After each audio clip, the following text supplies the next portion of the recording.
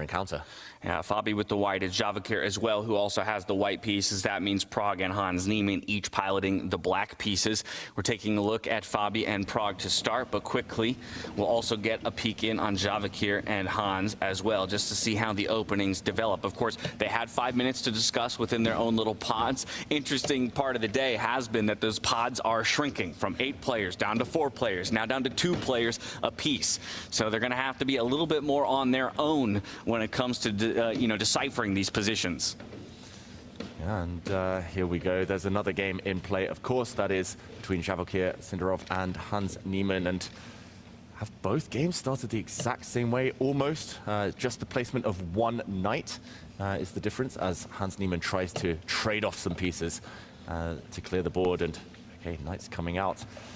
Tanya, instinctively, do you feel that this is a dangerous position for the side with black? It really does. You know, the first move advantage perhaps coming to something, because we can see certain knight jumps that appear first. The one right in front of us by Sindarov attacking a pawn. Also, a potential break in the center might be first directed by white. Both players playing with black, Prag and Hans, are the players who took early leads in their matches, came to naught as both matches were reset. So much psychological warfare.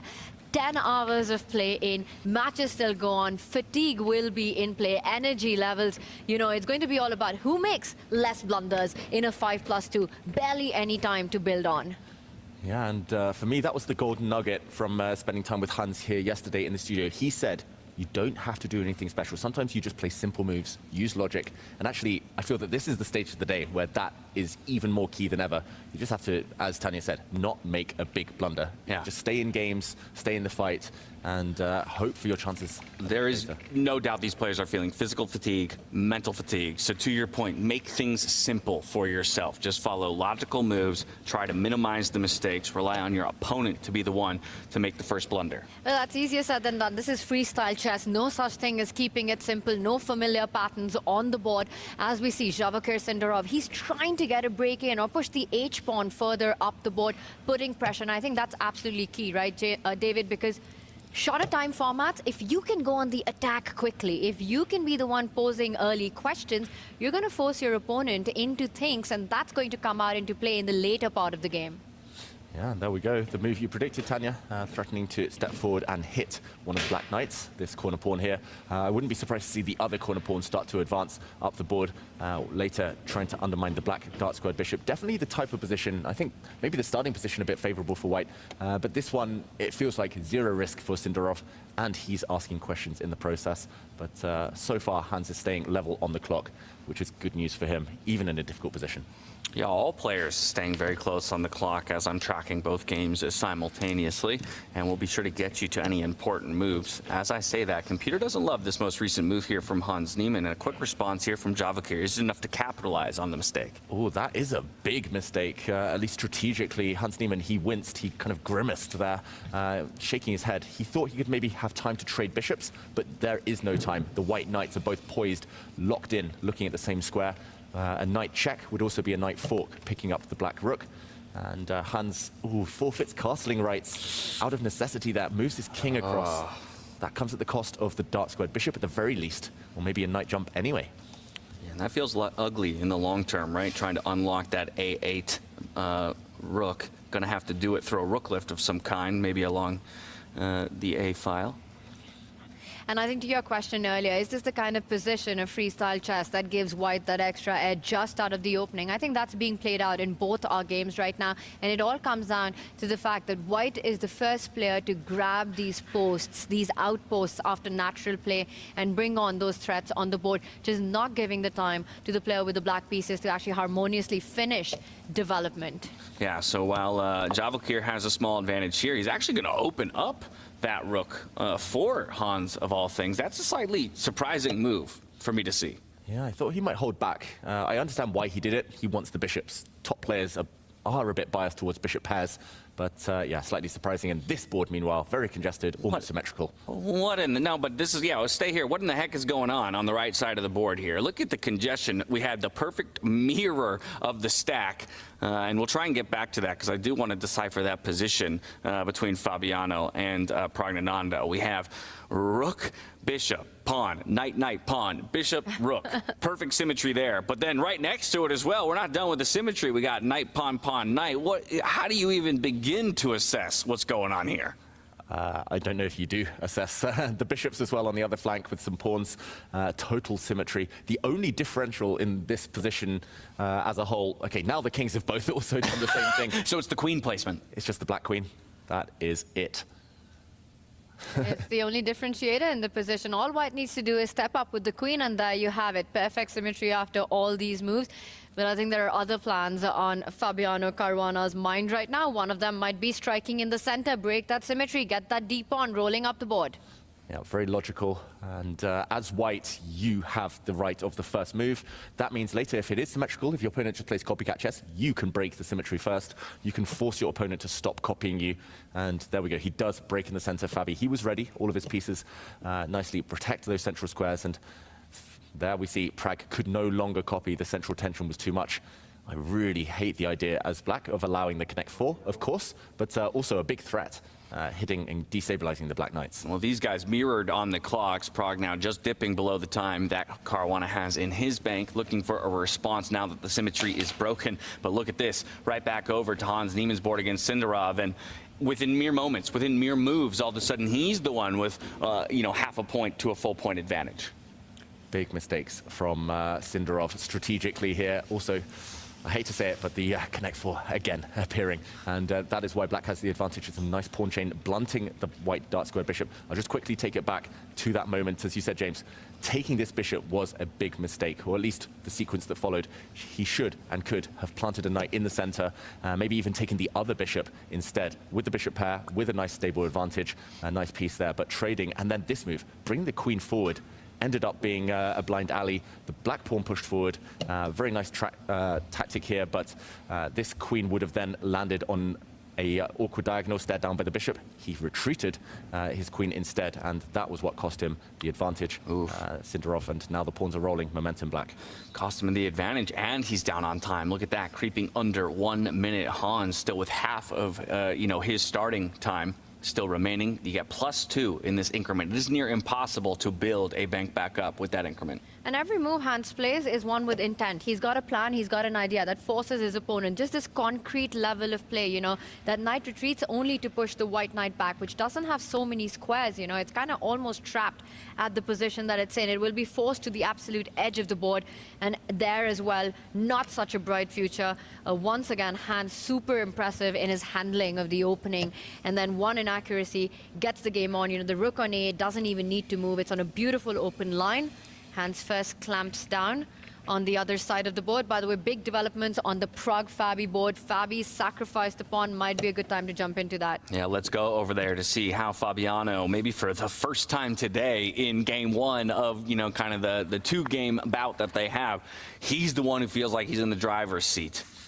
Yeah, and it's all about the white knights right now. We talked about how Hans Niemann was about to kick one of the white knights to the edge. That was because the black king was super safe on the other side of the board. Here, the white knight's lurking nearby. It's not just that, but the kickback is about to begin. And one of the black knights is about to be kicked to the edge of the board, and then a pawn will follow. The black bishop actually a bit trapped in the center too. It's all about the dark squares, and the black king sitting on this dark square diagonal might feel the heat a bit later on. It's amazing. Fabi actually sacrificed that central deep pawn for all this activity in play. And look at that. The pressure's on with little time on the clock. Under a minute, he makes a mistake.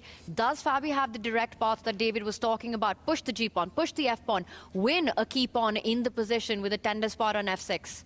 Is it just a pawn, isn't it? A piece. Oh, actually, the black bishop does have one square to retreat to. Oof. This does look horrible, though, for Prag, as okay, very surprisingly, Fabi brings his rook across. That piece was doing nothing, so I understand why he wants to activate it. He also wants to stare down at the black queen, making it impossible to break out in the center, but that's a very important tempo he's just lost. But now both players are under 1 minute, and with just 2 seconds increment, that's barely any time to get a move in, right? It's still a game that anything can happen, but you can see the panic on Prag. He's trying to break free. He hits the chaos button in the center, lines up the rook against the white queen. There's a capture. Watch out, there are some tactics. The white knight now taking a bishop. The black queen was defended, so everything holding together. But I do fear that it's the dark squares that will come back to haunt Prag. Any check on the dark squares by a white bishop later on will end in mate with the white knight nearby. Tanya, this pawn sacrifice looks like it's more than justified, more than enough compensation. But Prag is fighting hard, getting active at least. Again, from a human perspective, it actually looks like you still have everything to play for. You know, you have an extra pawn. It's scary, but it's not over. It's about those bishop pair advantage. If he can neutralize, if Prag can find a way to get more pieces off the board, which he's trying to do right now, that should be useful, but a question mark to that move. David, to me, it looked like the most natural response. Get the queens off the board, you're up a pawn. Me too. Some calculation is needed, but apparently Fabiano can win some material here by just trading queens, which is counterintuitive when you're a pawn up. The whole idea is that, oh, wait, we're going to see it. One of the black knights is going to have to move. That one was under fire, and look at this. The black rook is trapped, cannot move. It has to defend its bishop. The variation continues because one of the black knights is going to jump with a real family fork there, attacking a bunch of pieces. But Prag doesn't go for it. He drops the rook for a bishop, and now it's material advantage for Fabiano. And this is going to be the first time in this matchup that Fabi will be the one who will take the lead with that 1-point win. He's so close to getting this in the bag. He's up in whole exchange. The bishop super active. Prag will have to do what Fabi's been doing all day long. It's looking exactly like that, and we're going to try and stay nimble here. We got to go back over to Hans Niemann and Javokhir Sindarov's board because Sindarov is up against the ropes, working with mere seconds on the clock. And as we get there, you'll see him make a move by himself back up to 4 seconds. But it's looking bad for him as Hans Niemann continues to lay on the pressure here with the black pieces. Ooh, discovered attack, this last move. And a queen sacrifice by Sindarov. His queen was almost trapped anyway. The black rook sniping from afar. And here we go. It's bishop and rook for a queen. That is the material balance. Sindarov down, but at least the black queen for now can't get in. And another sacrifice by Hans Niemann. He's unstoppable, Hans is right now. He's playing for the pawns, he's playing for the queen activity against the white king. Once that h-pawn moves one step forward, the white king feeling completely bare right now. Who's going to be defending it with all the checks coming in? Slides up with the king, Hans Niemann does. Going to grab some pawns. Normally 2 rooks can fight a queen, but look how poorly coordinated the 2 white rooks are. One of them is fast asleep in the corner, the white king trapped as well. Queen and bishop were delivering checkmate, and it's a resignation. Hans Niemann takes it. There it is. Javokhir Sindarov throws in the towel in the first game of our 5-2 tiebreakers here against Hans Niemann. We got to get straight back over to Prag versus Fabiano Carauna, though, because they are both working with double, or rather single digits on the clock here. But it's Fabiano Carauna who can put the screws to his opponent. As Tanya said, this will be the first time today he comes out ahead going into the second game of the tiebreak. And what a boon that would be to his chances. Oh, computer almost lied to us there on a blunder, but it actually is diving into the back rank here with that rook. So he's got the rook to the knight of his opponent, and the same number of pawns. However, all of his pawns are connected here as opposed to the floater in the middle of the board. Ooh, some counterplay though for Prag. The black rook, knight and pawn in the center are creating some serious threats, and it is rook for knight. It should be winning for Fabi, who's going pawn hunting. But Tanya, stranger things have happened than knight forks. When the knight's on the board, it's not over. It's far from it. And look at that. Prag's got a pawn d2. Watch it. There's a check coming in from d8. And Prag finds the move. No. A big blunder. No way. Whoa, he's losing now. Fabi's losing. Prag's done it. He's about to do it. And in 2 moves, everything changed. It turned around. And David, you'll have to do a slow motion for us once this ends. We'll recap this later, but now Prag is about to make a new queen. Yes! And he misses it! Oh, we're back to even! Oh my God! Fabi's winning now! What's going on? There's a queen on the board. He missed it! And the knight gives a check, but the knight is too far away. It's not over. It's not over. There's a fork at the end.